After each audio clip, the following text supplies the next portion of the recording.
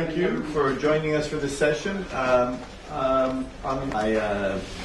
start by just saying the subject is one of a great interest to me, culture and the impact of culture in bridging a range of different things in society.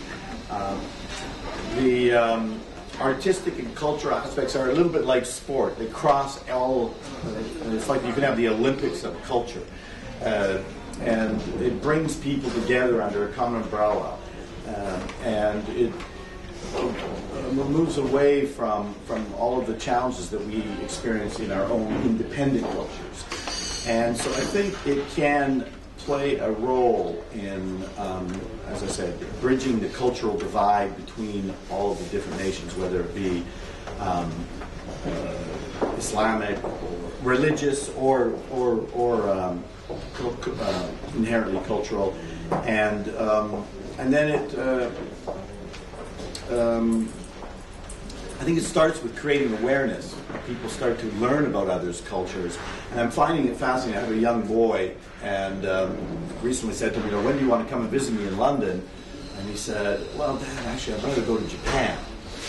And I was like, why would you want to go to Japan? He says, well, I play a lot of these games on the internet, and most of my friends are Japanese. And it was absolutely astonishing. I took him to Japan, and we went there just a couple of weeks ago, and we started meeting Japanese people. Well, he already knew how to write Japanese from a computer program that he had learned how to do it. He knew how to communicate with them on a number of very interesting friends. There's something called Magu, and it's a Japanese comic strip. And everybody we'd run into, they'd go, oh, Magu? And it was just an immediate bond with someone from a completely different culture. I think that is a remarkable opportunity that exists. And it wasn't possible to do it to the extent that we can do it today with the internet and the linkages and the openness and the global connectivity. And I think the youth are going to be the ones that will foster this. And what will come out of those bridges will be new friendships, like the example of my sons. But beyond that, that'll be the beginning of new forms of cooperation, and which leads then to many things, including economic development and prosperity, new business opportunities, new things to work together.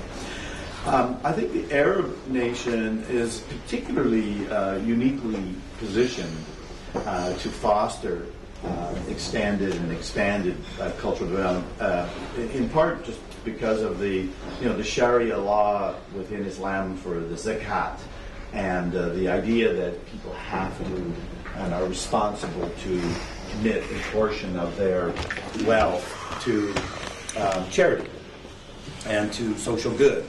And so this can play a very instrumental role in how does the cultural exchanges and cultural development get funded and get proliferated. So I'm very pleased to be on this panel and with you today, and have with me, of course, some very noteworthy individuals that I'm hoping will share with you some of their thoughts on this subject. I think what I'll do is just go clockwise, or counterclockwise if I can, and start with you, Mr. Al Matua. Thank you. So just by way of introduction, my name is Naif Mutawa. I created something called The 99. It's a comic book series I launched out of Kuwait. Theme Park launched right after that, and the TV series is now on global television, just taking the stories that we created based on our culture and values, but accessible to the world. And I want to just start off my thoughts with talking about an example of how arts and culture helped change culture in the United States. So up until the 1970s, there wasn't really much of African Americans on TV representing kind of positive cultural roles. And Sesame Street took the gamble. They introduced a African American couple onto the street. The reply came swift from Mississippi. They banned the show. And it took the New York Times to name and shame them for them to reverse that decision. Cut to The Cosby Show in the 1980s, still the third longest running serial in history. The Cosby Show did something quite interesting, because for the first time in TV history in the United States, it was an African American family where the father wasn't a janitor or a driver or a cook. He was actually a doctor. Mom was a lawyer, not a maid or a nanny. and they had a kid in college. And they changed not only how white America saw black America, it changed how black America saw itself in a very neutral way. There was no talk about race. They had two good black presidents, strong, ethical, fit, great leaders. And the next year, Barack Obama comes to power. Now, did 24...